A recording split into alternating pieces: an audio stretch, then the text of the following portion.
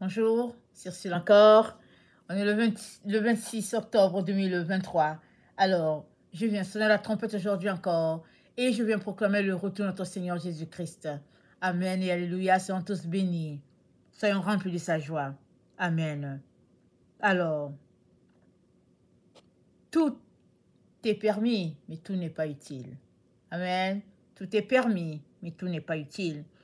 Alors, on va d'abord lire le texte qui se trouve dans 2 Corinthiens 6, le verset 14. Ne vous mettez pas avec les infidèles sous un joug étranger. Car quel rapport y a-t-il entre la justice et l'iniquité? Ou qu'y a-t-il de commun entre la lumière et les ténèbres? Quel accord y a-t-il entre Christ et Bélial? Ou quelle part a le fidèle avec l'infidèle? Quel rapport y a-t-il entre le temple de Dieu et les idoles? Car nous sommes le temple de Dieu vivant. Comme Dieu l'a dit, j'habiterai et je marcherai au milieu d'eux. Je serai leur Dieu et ils seront mon peuple. C'est pourquoi, sortez du milieu d'eux et séparez-vous, dit le Seigneur. Ne touchez pas à ce qui est impur et je vous accueillerai. Je serai pour vous un père et vous serez pour moi des fils et des filles, dit le Seigneur. Ayant donc de telles promesses, bien-aimés, purifions-nous de toute souillure de la chair et de l'esprit en achevant notre sanctification dans la crainte du Seigneur. Amen et alléluia. Ayant donc de telles promesses, on est appelé à se purifier. Et c'est quoi la promesse? La promesse se trouve au verset 17 de 2 Corinthiens 6. Dieu dit, sortez du milieu d'eux, séparez-vous, ne touchez pas à ce qui est impur, et je vous accueillerai.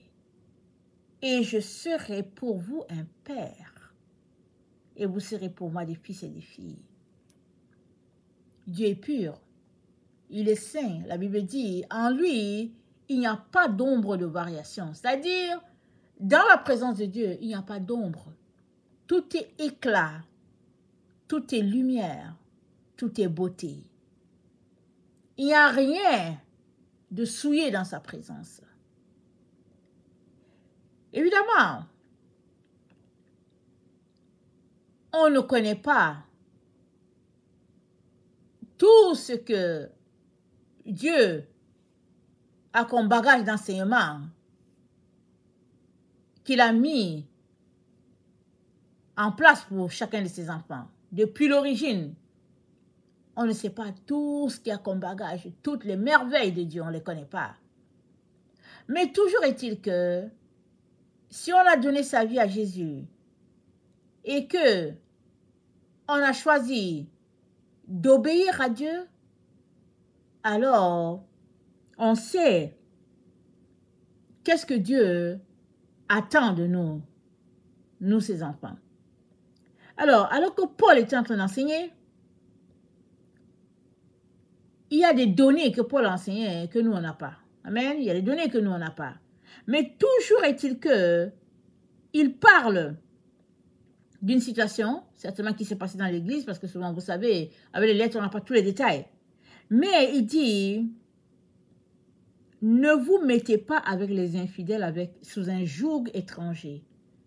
Le joug qui est le nôtre, c'est le joug de Jésus. Il dit, prenez mon fardeau. Il dit, recevez mes instructions. Je suis doux et humble de cœur, et vous aurez du repos pour vos âmes.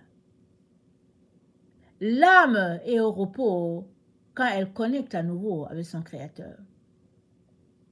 Quand elle vient en parfaite harmonie avec son Dieu.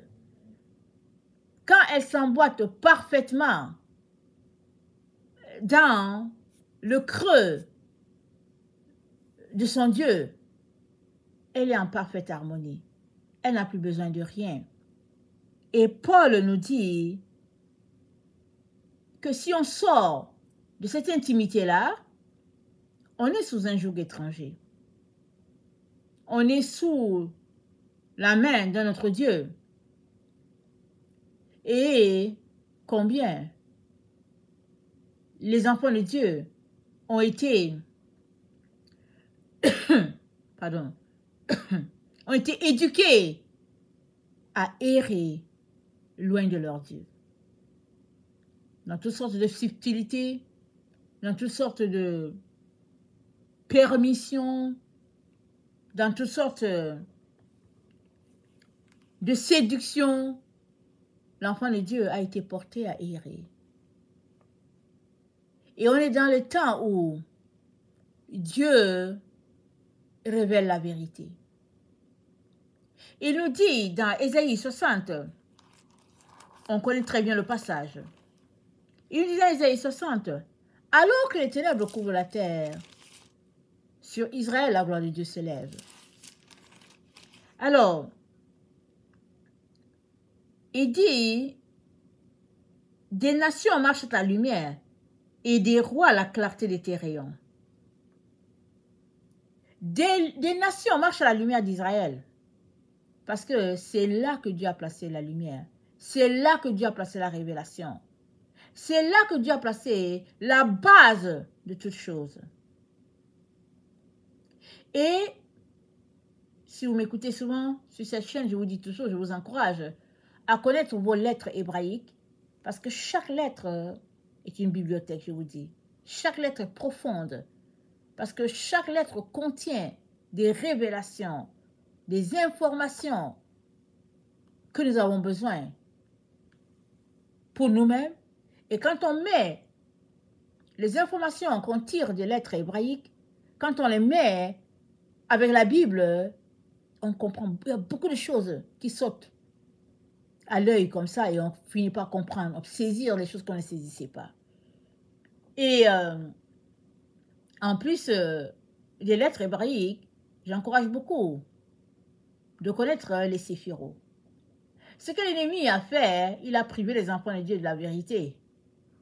Donc, il y a les enfants de Dieu qui vont te dire, ah non, mais ça c'est le mysticisme hébraïque.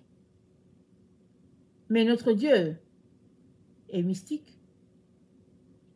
S'il ne se révèle pas, tu ne sauras pas qui il est. Et ce n'est pas une connotation négative, ça c'est la vérité. Il est rempli de mystères, notre Dieu. Il se révèle à qui il veut. S'il ne se révèle pas, tout est mystère. Alors, de quoi tu te plains? Ça, ce sont des boules de lumière. Les séphiros sont des lumières. Elles contiennent beaucoup d'informations. Si tu prends juste la lettre Bina, qui est la sagesse, en tout cas, c'est profond, c'est profond, c'est profond. On n'arrête pas d'aller découvrir sur Bina, on n'arrête pas. Mais il faudrait que tu prennes le temps pour aller chercher. Bina, Chokma, Tiferet, il faut que tu prennes du temps pour aller vérifier c'est quoi. Il faut que tu prennes du temps pour aller lire c'est quoi Aleph, c'est quoi Bet, c'est quoi le Dalet. Tu es appelé à étudier. Pourquoi? Parce que tu veux la lumière de Dieu. Les ténèbres sont partout sur la terre. Mais sur Israël, la lumière de Dieu se trouve. Et tu as besoin de cette lumière-là pour ne pas être sous un joug étranger. Parce que toute autre information est teintée de ténèbres, de séduction, des voies d'égarement. Tout cela a dessein pour perdre l'enfant de Dieu. Mais toi, ce que tu veux, c'est connecter avec ton Père et demeurer dans la lumière. Alors, au lieu de perdre le temps à zapper la télévision ou bien sur Internet, prends du temps sur Internet pour aller étudier tes lettres, tes séphiros, et amène ça en comparaison avec ce que tu as lu de la Bible, et tu verras toutes les lumières. C'est-à-dire ton esprit va s'ouvrir plus et tu vas mieux comprendre certaines choses que en notre temps, il est difficile de comprendre. Surtout que la vérité a été cachée aux enfants de Dieu et ils ont été éduqués à errer loin de Dieu. Surtout les protestants. Ils sont retrouvés dans des filets, dans des toiles d'araignée tellement intenses. Mais le grave problème qui a été placé là, c'est le fait d'être dans l'erreur et ne pas savoir qu'on est dans l'erreur, être convaincu qu'on a la vérité et blâmer les autres en disant que c'est eux qui sont dans le faux. C'est ça le grave problème qui a été introduit dans l'église de Jésus-Christ, la branche des protestants. Ça a été introduit là. Mais Dieu ne vient pas pour sauver un protestant, un catholique, je sais pas, toutes les dénominations, c'est pas ça. Il vient pour sauver l'âme malade, l'âme qui a besoin de lui. Il vient pour ça. Si tu es là, en train de défendre des idéologies, tu ne te rendras pas. Et tu corresponds très bien à quelqu'un qui est sous un joug étranger. Et Paul te dit, sors de là. Alors l'église de Jésus-Christ a été conduite à se retrouver sous un joug étranger. Elle a été conduite à pratiquer des péchés acceptés ou bien entre guillemets, à pratiquer des péchés qui entre guillemets sont des péchés acceptés comme bon tout est correct. Mais alors que tu creuses pour construire ta maison, Dieu est celui-là qui va te révéler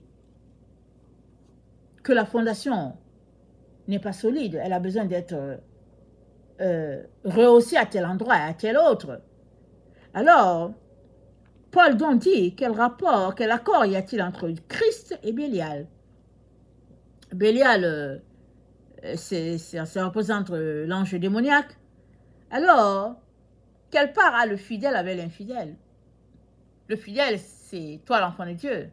L'infidèle, c'est l'autre qui n'est pas enfant de Dieu, ou bien un qui est enfant de Dieu, mais qui marche dans l'infidélité, dans les choses du monde. Et Paul dit, quel est le lien qui est entre vous? Parce qu'il veut amener ses enfants à demeurer dans la droiture, loin de tout ce qui peut les égarer. Et d'autant plus qu'il y a une promesse qui est là de Dieu. Et avec une telle promesse, tu fais tout pour gagner le ciel. Amen. Parce que Dieu dit, je serai pour vous un Dieu et vous serez mon peuple. Alors tu fais tout. Qu'est-ce qu'il y a sur cette terre qui est si alléchante, pardon, que à cause de cette chose-là, tu laisserais Dieu? C'est quoi qu'il y a de si important que pour cette chose-là, tu laisserais aller Dieu? Et Paul est en train de nous amener à un niveau de prise de conscience de ce que nous voulons en réalité. Et dans 2 Corinthiens 11, Paul dit, « Oh, si vous pouviez supporter de ma part un peu de folie, mais vous me supportez, car je suis jaloux de vous d'une jalousie de Dieu, parce que je vous ai fiancé à un seul époux, pour vous présenter à Christ comme une vierge pure. Toutefois, de même que le serpent séduisit Ève par sa ruse, je crains que vos pensées ne se corrompent et ne se détournent de la simplicité à l'égard de Christ. Car si quelqu'un vient à vous prêcher un autre Jésus, que celui que nous avons prêché, ou si vous recevez un autre esprit que celui que vous avez reçu, ou un autre évangile que celui que vous avez embrassé, vous le supportez fort bien. Or, j'estime que je n'ai été inférieur en rien à ces apôtres par excellence. Donc, il y a des gens qui sont allés là-bas pour tromper les enfants de Dieu, les enfants de Paul. J'imagine qu'il écrit ici alors qu'il est en prison. Et il y a des gens après lui qui sont allés pour souiller les enseignements de Paul et leur faire croire que eux, ils apportaient la vérité. Et voilà pourquoi Paul leur écrit. Il dit, je vous ai présenté à Christ comme une vierge pure. Paul a pris les Corinthiens et il leur a apporté l'évangile et il a sanctifié le peuple. Il leur a appris à marcher dans la pureté et ils étaient remplis de dons de l'esprit. Il les a vraiment montés, comme on dit. C'est son église, ce sont ses enfants. Voilà pourquoi il est choqué en train de leur disant que tout comme le serpent a séduit Ève, eux aussi sont séduits par ces gens-là. Parce que l'évangile de Christ, c'est si simple. C'est pas si compliqué. Et c'est quoi cette simplicité? La simplicité, c'est que si tu avais Jésus, tu marches par l'esprit. Plus de chair, plus de choses de la chair. Si tu marches pour le monde, alors tu peux aller dans tes affaires de la chair. Il n'y a pas une intercession entre les deux. Il n'y en a pas. C'est ça que Paul est en train de leur présenter. Et dans 1 Corinthiens 6, au verset 12, il dit, « Tout m'est permis, mais tout n'est pas utile. Tout m'est permis, mais je ne me laisserai asservir par quoi que ce soit. Les aliments sont pour le ventre, et le ventre pour les aliments. Et Dieu détruira l'un comme les autres. Mais le corps n'est pas pour l'impudicité. Il est pour le Seigneur, et le Seigneur pour le corps. Et Dieu qui a ressuscité le Seigneur nous ressuscitera aussi par sa puissance. Ne savez-vous pas que vos corps sont les membres de Christ? Prendrais-je donc les membres de Christ pour en faire les membres d'une prostituée? Loin de là, ne savez-vous pas que celui qui s'attache à la prostituée est un seul corps avec elle? Car, est-il dit, les deux deviendront une seule chair. Mais celui qui s'attache au Seigneur est avec lui un seul esprit. Fuyez l'impudicité. Quelque autre péché qu'un homme commette, ce péché est hors du corps. Mais celui qui se livre à l'impudicité pêche contre son propre corps. Ne savez-vous pas que votre corps est le temple du Saint-Esprit qui est en vous, que vous avez reçu de Dieu, et que vous ne vous appartenez point en vous-même, car vous avez été rachetés à un grand prix. Glorifiez donc Dieu dans votre corps et dans votre esprit qui appartiennent à Dieu. Donc, tout est clair. On est appelé à glorifier Dieu dans notre corps et dans notre esprit. Là où la confusion s'est glissée, ou bien le faux enseignement s'est glissé, c'est que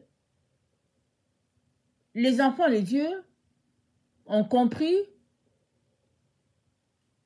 que une fois que tu es marié, légalement, tout est correct. Donc, tu as comme une récompense, tu as droit au plaisir de la chair. C'est ça que les enfants de Dieu ont compris. Plusieurs. Alors, plusieurs se marient tout simplement pour avoir comme un cadre pour commettre l'impudicité. Il se dit, je suis marié, donc j'ai droit. Je dis entre guillemets, pour commettre l'impudicité entre guillemets. Mais dans leur esprit, ce n'est pas l'impudicité. C'est un droit. Ça fait partie du package. Donc, voilà comment les enfants de Dieu ont fonctionné sur la terre depuis plusieurs générations. Parce qu'il y a une information qui nous a été cachée. Certainement par ces personnes-là que Paul a dit, Jean a dit, il y a plusieurs antichrists. Parce que eux, les apôtres, ils ont enseigné la vérité. Paul a enseigné la vérité. Les gens de cette époque, ils savaient de quoi il était question. Ils savaient qu'il n'y avait pas de confusion dans la décision que tu prends de suivre Jésus-Christ ou pas. Et si tu prends que tu es sur Jésus, ton corps, ton esprit, ton âme sont à lui. Parce que tu ne peux pas être divisé. Tu ne peux pas avoir un côté avec Jésus et un côté avec le monde. Voilà pourquoi Paul précise bien, il leur donne l'information, il leur dit au verset 13, je suis dans 1 Corinthiens 6, il dit, Dieu détruira l'un comme l'autre, mais le corps n'est pas pour l'impudicité, il est pour le Seigneur et le Seigneur est pour le corps. Donc, tu ne peux pas prendre ton corps pour aller chercher du plaisir et revenir pour être avec Jésus. Non. Tu es avec Jésus ou bien tu n'es pas avec lui. Et si tu es avec lui, alors tu dis bye-bye à tout ce qui est charnel. Et tu te concentres à le chercher, lui et lui seul. Tu te concentres à te dépouiller des choses de la chair. La cigarette, la drogue, les plaisirs, l'alcool, la bière, et puis le vin, et puis, je veux dire, cette classe-là, il y a des gens qui sont assis, ils sont chrétiens, mais ils sont d'une certaine classe. Alors, ils sont de la classe des riches. Ils prennent l'alcool, ils prennent la bière, ils fument, et puis le cigare et tout. Mais, es-tu à Jésus? Si tu as Jésus, qu'est-ce qui fait que depuis que tu lui as donné ta vie, tu n'es pas sorti de là? Il y a des gens qui disent qu'ils sont chrétiens. Ils sont juste assis au milieu des gens du monde. C'est avec eux qu'ils jouent, c'est avec eux qu'ils rient, ils font les blagues. Tu les vois, il n'y a rien de Jésus en eux. Mais pourquoi se disent-ils chrétiens ou bien sont-ils fait baptiser? C'est parce qu'on leur a dit que s'ils faisaient ça, ils auraient le ciel. Alors ils se sont dit, je ne veux rien perdre. Et j'ai mes plaisirs sur la terre. Et une fois que je meurs, j'ai aussi le ciel. C'est ça qu'ils se sont dit. Mais cette information, elle est fausse. Parce que Jésus-Christ a dit, si quelqu'un veut venir à moi, qu'il renonce à lui-même. C'est-à-dire, tu vas renoncer à fumer ta cigare, à fumer tes cigares, à fumer tes cigarettes, à boire ton alcool, ta bière et toutes tes histoires. Tu vas te séparer de tes amis. Tu dois renoncer à ta propre vie. C'est-à-dire, tu dis bye-bye à ta vie telle que tu la connais et tu deviens à l'image de Christ. Tu travailles pour être la copie de Christ. C'est ça la bonne information. Alors, à cette personne-là, donc, Paul dit, ton corps, c'est le temple du Saint-Esprit. Parce que, il dit, au verset 20, il dit, glorifiez donc Dieu dans votre corps et dans votre esprit qui appartiennent à Dieu. Pourquoi? Parce que ton corps, c'est le temple du Saint-Esprit. Le Saint-Esprit habite en toi à partir du moment où tu as donné ta vie à Jésus. Tu ne peux pas en même temps aller chercher les plaisirs des yeux, plaisir des oreilles, tout ce qui est plaisir, tu ne peux plus. Tu ne peux plus. Et comme ton corps, c'est le temple du Saint-Esprit, c'est-à-dire que Dieu habite en toi, il te dit en même temps que toi-même, là, tout entier, tu participes au culte, puisque Dieu est en toi. Et dans 1 Corinthiens 9, le verset 13, c'est dit, « Ne savez-vous pas que ceux qui remplissent les fonctions sacrées sont nourris par le temple, que ceux qui servent à l'autel ont part à l'autel ?» Ça dit, tu es le temple. Amen. Tu es le temple dont tu es un autel, un sanctuaire pour Dieu. Il nous l'a dit. Il dit, bâtissez-moi un sanctuaire, j'habiterai au milieu d'eux. Donc tu es le sanctuaire de l'Éternel, tu es son autel. Tu ne peux pas en même temps soupirer encore aux choses de la chair, aux choses qui te ramènent dans le passé. Si bien que tu ne décolles jamais. Au lieu de décoller, tu ne décolles jamais. Tu es toujours là, au même endroit. Te trompant toi-même. Alors que tu es là en train de fumer ton cigare, et puis tu es assis là, tu dis oui, je suis chrétien, mais dans le fond, tu ne l'es pas. Tu ne l'es pas. Et Dieu vient encore aujourd'hui pour te dire, que veux-tu au fait? Veux-tu changer ta vie et avoir part au repos que Dieu a préparé pour ceux-là qu'il aime, ou bien veux-tu demeurer dans cette situation en train de te tromper toi-même, en train de te tromper toi-même, te disant que tu es béni, tu es heureux, parce que tu es dans des choses temporelles. Tu passes ton temps dans les choses de la chair. Et Dieu a pour toi plus grand.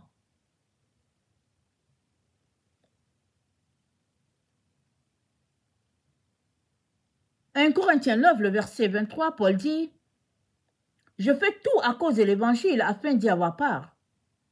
Ne savez-vous pas que ceux qui courent dans le stade courent tous, mais qu'un seul remporte le prix, courez de manière à le remporter.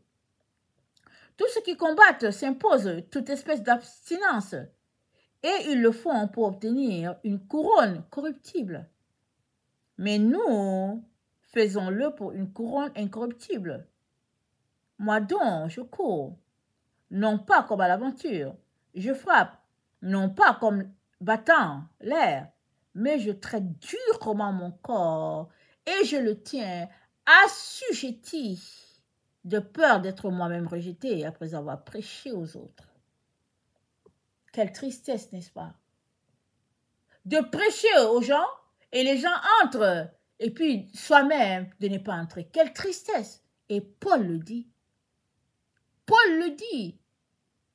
Un homme aguerri, il dit, je traite durement mon corps, moi je veux entrer. Alors, est-ce que cela, c'est juste pour Paul? Non, c'est pour chacun d'entre nous. C'est pour chacun d'entre nous. Il y a des choses qui honorent notre Père, il y a d'autres qui ne l'honorent pas. Si nous disons que nous sommes avec Christ, ça veut dire que nous sommes assis avec Christ dans les lieux célestes. Et affectionnons-nous donc des choses d'en haut, pas de celles qui sont sur la terre. Voilà pourquoi Paul traite durement son corps. Il est sur la terre, il traite durement son corps, parce qu'il veut avoir part à l'héritage des saints. Et son exemple, c'est l'exemple de chacun d'entre nous. On est appelé à choisir notre camp. Et une fois qu'on l'a choisi, on dit bye-bye à l'autre camp, c'est tout. Si tu as choisi Christ, alors bye-bye au monde. Si tu as choisi le monde aussi, ben voilà, tu n'as pas Christ. Tu es appelé à décider, tu dois décider. Et si tu ne décides pas, ben voilà, c'est déjà décidé pour toi. Tu es de l'autre côté, loin de Christ, c'est tout. Et là où nous sommes, amen, Dieu nous envoie des signaux pour nous dire qu'on est dans les temps de la fin. Alors, quelqu'un peut se mettre à argumenter, n'est-ce pas, pour dire, oh, la fin, on ne la connaît pas, c'est lointain. Mais ceux qui sont en Christ savent qu'il est temps de se préparer pour attendre leur Seigneur et leur Maître. Et il est important que tu aies aussi cette information. Il est temps de te préparer. Ne sois pas trouvé ou compté parmi les saints vierges folles qui ont entendu parler que le Maître revenait et puis ils étaient là, ils sont allés attendre le Maître et ils n'avaient pas d'huile, elle n'avait pas d'huile. Le temps de le réaliser, oups, elle voulait de l'huile et elles sont mises enfin à aller chercher de l'huile et c'était trop tard parce qu'elles ont trop traîné. Il y a plusieurs personnes qui sont là, qui traînent les pattes. C'est pas le temps de traîner. Parce qu'on est dans le temps où ceux-là qui marchent avec le Seigneur se rassemblent en esprit pour prier pour que la gloire de Dieu soit sur la terre et que le monde puisse marcher, fonctionner comme Dieu l'a établi, comme Dieu l'a pensé. Alors, je terminerai en lisant Malachie. Malachie 3, le verset 13, c'est dit, c'est notre Dieu qui parle. Vos paroles sont rudes contre moi, dit l'Éternel. Et vous dites qu'avons-nous dit contre toi? Vous avez dit, c'est en vain que l'on sert Dieu. Qu'avons-nous gagné à observer ses préceptes et à marcher avec tristesse à cause de l'Éternel des armées? Maintenant, nous estimons heureux les hautains. Oui, les méchants prospèrent. Oui, ils tentent Dieu et ils échappent. Alors ceux qui craignent l'Éternel se parlèrent l'un à l'autre. L'Éternel fut attentif et il écouta. Un livre de souvenirs fut écrit devant lui pour ceux qui craignent l'Éternel et qui honorent son nom. Ils seront à moi, dit l'Éternel des armées. Ils m'appartiendront au jour que je prépare.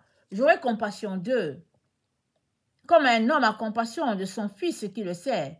Et vous verrez de nouveau la différence entre le juste et le méchant, entre celui qui sert Dieu et celui qui ne le sert pas. Amen. La différence sera établie. Ceux-là qui servent Dieu, ils hériteront la terre.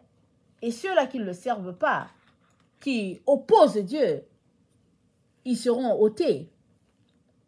Et Dieu ne veut pas cela. Il est miséricordieux. Il est compatissant. Chaque jour, il fait miséricorde. À chaque jour, il fait miséricorde. Et il veut que tu bénéficies de cette miséricorde. Et il te dit, abstiens-toi de te souillure et sanctifie-toi et purifie-toi et tu hériteras le pays et tu seras son fils, sa fille et il sera ton père. Voilà ce qu'il demande. Que le Seigneur bénisse sa parole. Maranatha, Jésus revient. Amen et alléluia, sont tous bénis. Amen.